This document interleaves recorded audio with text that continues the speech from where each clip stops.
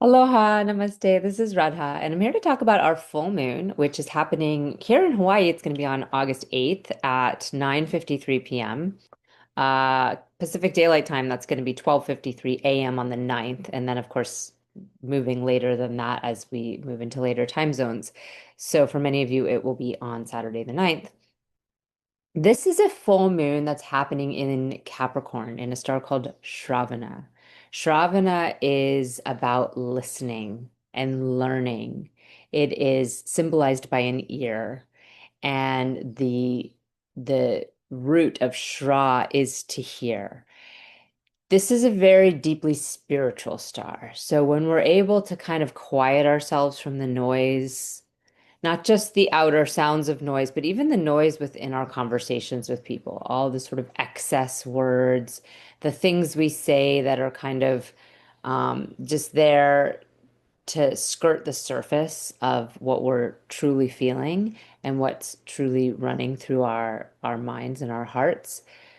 This is where we drop in beneath that surface, where we can understand the subtext, where we're listening deeply, where we're able to really take in knowledge and wisdom from teachers or from teachings. So it's a really beautiful nakshatra for learning.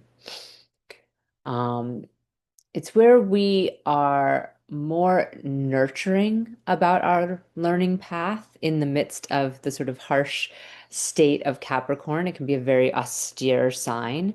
Shravana is ruled by the moon and Vishnu. And so there's this gentleness, this sort of nurturance, this quality of, um, maintaining and sustaining and allowing things to be very coddled in a sense. There's this quality of where we're not so intense, or there's, if I'm trying to think of the right word to say this right now, Mercury retrograde. Um, but my ruling planet's in Shravana, so I'm like, okay, I'm gonna channel this inner Shravana. There is a quality where we can be very harsh as teachers, right? We've all seen it, the sort of militant, like stern, teachers from the British boarding schools or the fitness instructors who are counting off numbers and all of these kind of things. And then there's more of a gentle, soft approach. And both have their place, I imagine. Again, I'm kind of more of the Shravana person, so I don't really lean towards the more harsh, intense kind of teaching. But the form of Shravana and the way in which we hear and listen and take in information tends to be more gentle. It tends to be more sweet, but not a lot of fluff. It's in Capricorn, so there's still that what's necessary only, and the ends are very important. There's only so much time. There's this Saturnian Capricorn quality still where we need to fit within a certain amount of time. We need to be aware of the end goal. We don't want to be extraneous with our energy. And this is where you can really see that, where we're listening beneath the surface. So there is a lot of extraneous noise. There's a lot of extraneous words people use when they're communicating, particularly maybe extra when Mercury is retrograde. And this star allows us to distill to the deepest truth of what we're trying to say, and more importantly, what we're trying to hear. So I'm going to share my screen and show you our lovely chart of this full moon. Because we do have Mercury retrograde joining the sun in Aslacia. And Aslacia is a star that is sometimes associated with Vishnu's many-headed serpent, Anantasesha, that he's actually on when he's dreaming up the different universes. So we can see that there's that subconscious that holds up the conscious and awareness. But Aslacia is also the clinging star. It's a place where we can get very mired in the places that we really want to hold on to. And Shravana has a bit more ease and grace for moving out of those places because we are willing to sort of listen and make choices that go against our ego's best wishes. In the story, the mythology of this star of Shravana, we have one of Vishnu's forms, and you can really meditate on any of Vishnu's forms for this star. So you could really look at all of his forms and the collection of them, the many ways in which he's manifested to help maintain, nurture, and sustain the earth. But we have this one emanation where he's one of Aditi's children, who's Vamana. He's a dwarf. And he comes to the king of the Asura king, Bali's, palace, the kingdom that he is sitting on the throne of. And Bali is like drinking wine with his guru, Shukra, Venus, right? This is his teacher. The teacher of the Asuras is Venus. The teacher of the Devas is Jupiter, which we'll talk about in a minute as we have this Venus and Jupiter conjunction happening.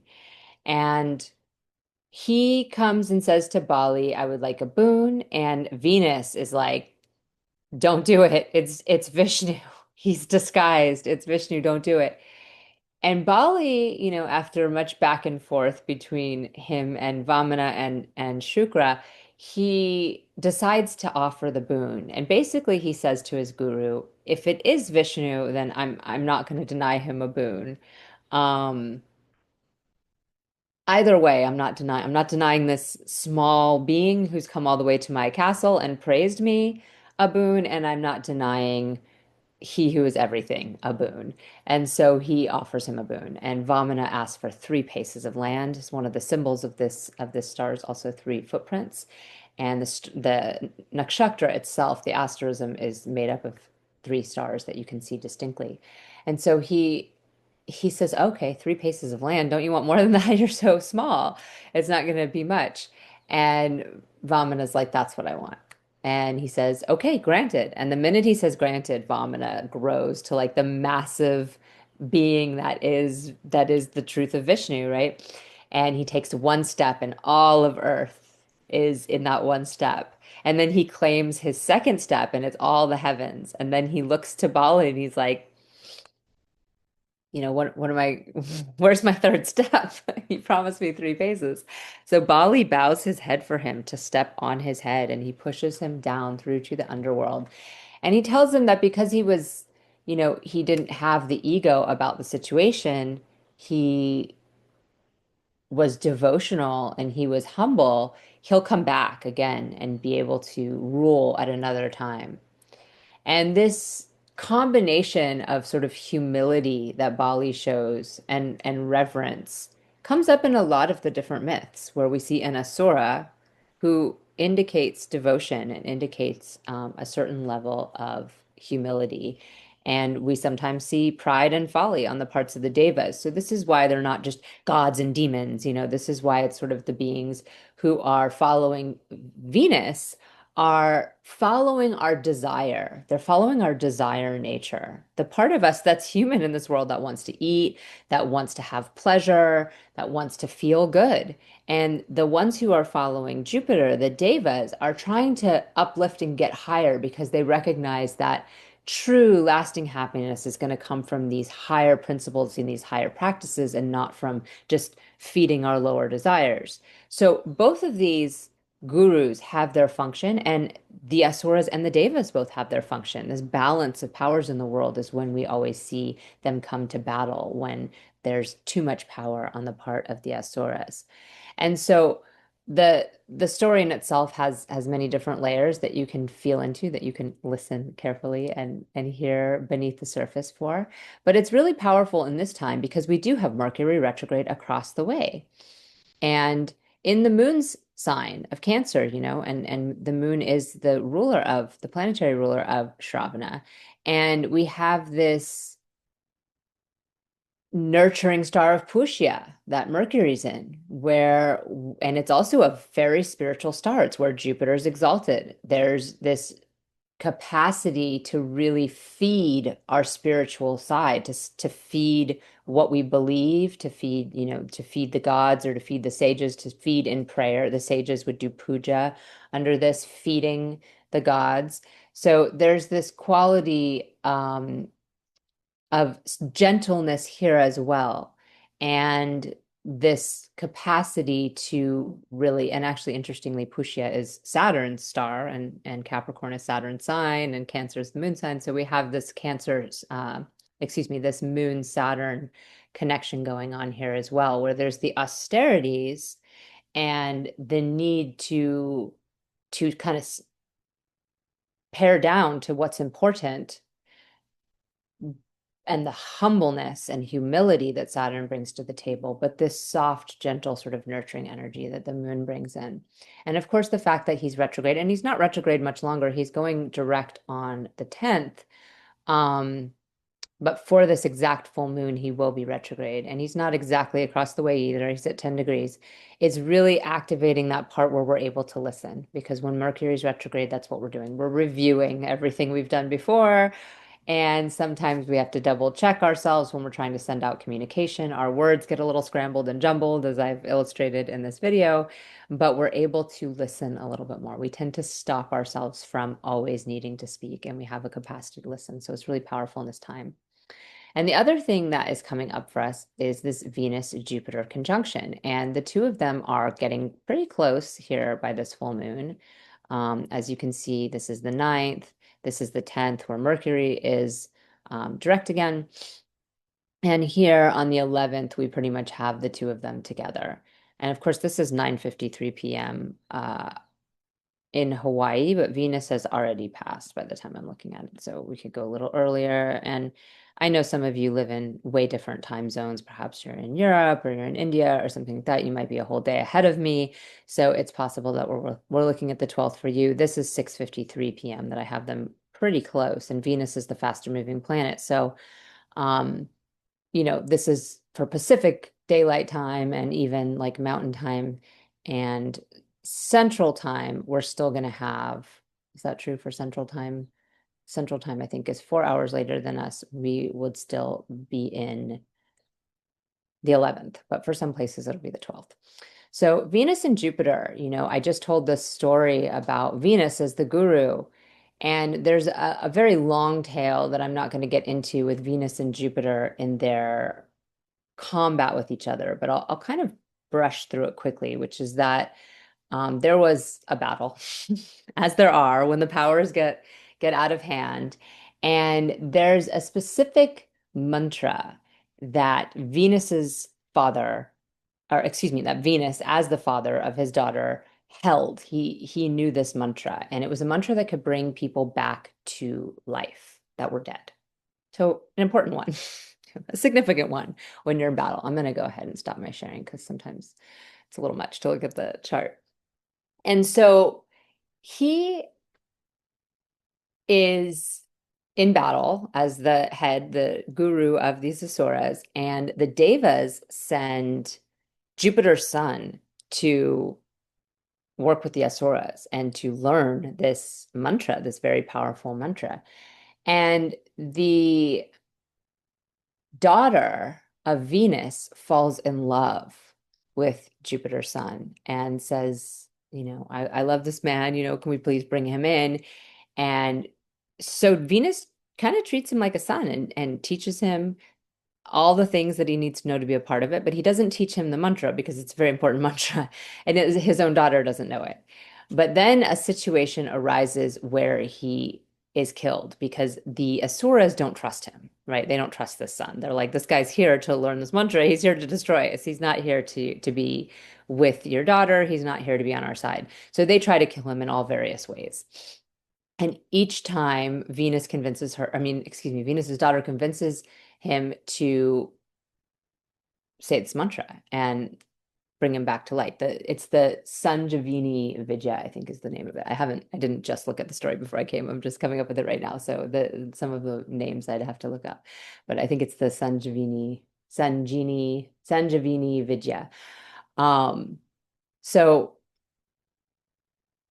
he pronounces it, and then there's one time where he is crushed up into powder and put into Venus's wine, and he drinks him. So then he's inside him.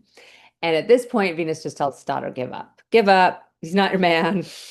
What am I gonna do? The only thing I could do is kill myself to kill it's by bringing him back to life inside my body, it's gonna kill me, and I'm not willing to do that.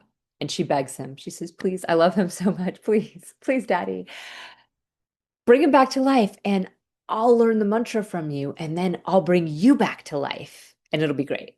And so, because he loves his daughter, and we do crazy things for our children, he does. He brings Jupiter's son back to life within himself. Of course, that kills him because a grown human coming out of you is going to kill you. And then he, his daughter performs the Sanjivini Vidya. Sanjivini. I hope I'm saying it right, but if I'm not, please forgive me. She performs it and brings him back to life.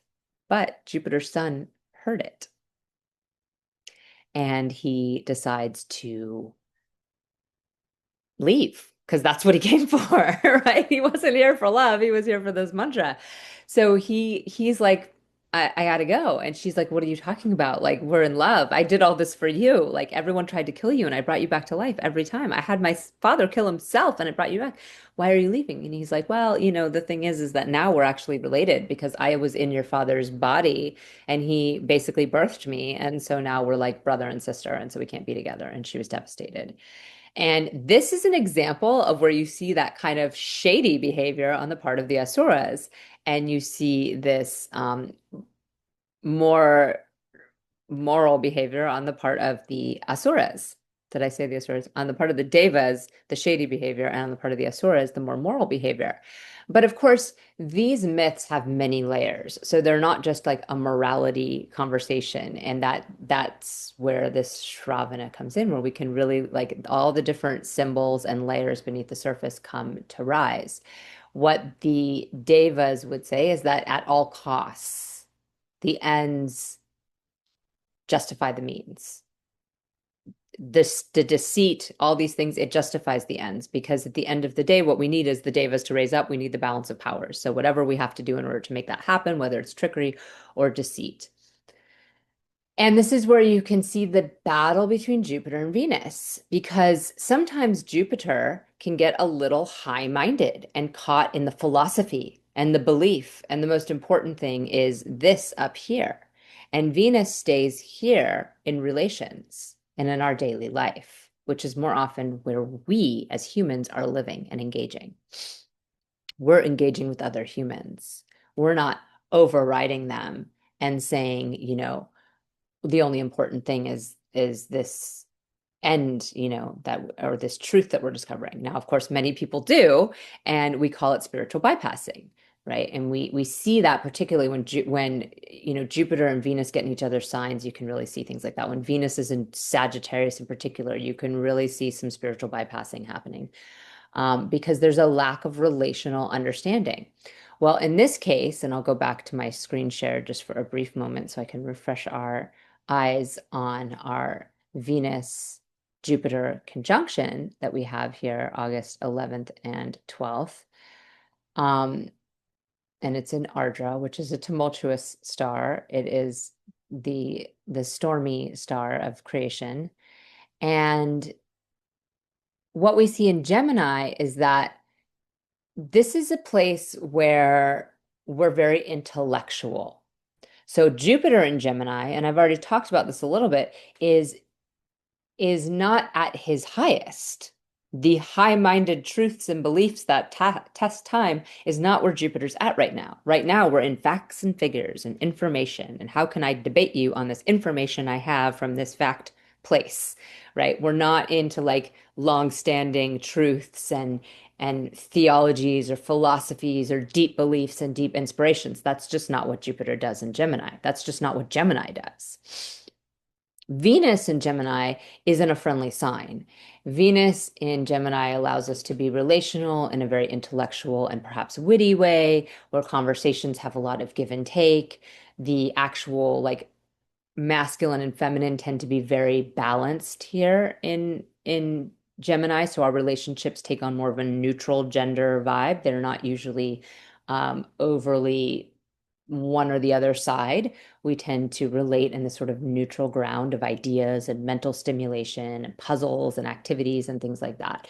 But it's a very positive place for Venus nonetheless because it really allows us to communicate with the other person and not just, not fight or all the other places Venus can end up. And Venus will go into her long bout of Cancer, Leo, Virgo soon enough, and we'll see. We'll be wishing for those days of playing puzzles with one another instead of like, you don't love me, or or whatnot. That's coming our way soon. So what we see here is that there's going to be a lot more in the intellectual playing field. The pleasure principle is more in the mind, and the high-minded principle is also in the mind. So we're dealing more with this kind of world of information that might just kind of feel like it's going in circles or like it's a river. It's not really, and particularly while Mercury is retrograde, which is going to be leading up to this conjunction. But you can see by the time they're actually together, Mercury will be direct. But Mercury is in Cancer. This is an emotional sign. This is not a great place for Mercury. This is where our communication is trying to connect so badly that we don't care if it's precise, right? And we're trying to express our emotions, but we're not necessarily clear in what we're expressing. And Venus and Jupiter coming together here in Gemini is, it's not going to necessarily help us with clarity on our beliefs versus our capacity for happiness. We might try to figure it out. Jupiter in Gemini is famous for taking classes and studying something. So you can try to take a class on your relationships or on your communication skills, and that can help you figure it out, but it's not going to help the heart problem. It's not going to help the fact that you feel um, like you're this longing and this desire to get something that you might not be getting. And especially because Venus does move quickly when she moves into Cancer, which, is just a little over a week from this, is on the 20th.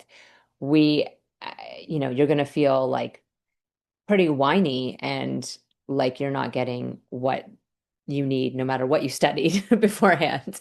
But you can do that. You can still study, and that might be a great use of this time is to study some relational skills that maybe if you listen carefully will stick with you when you get into that time where you're feeling kind of needy or clingy or like the other person isn't giving you as much as you're giving in return. These kind of things that can come up.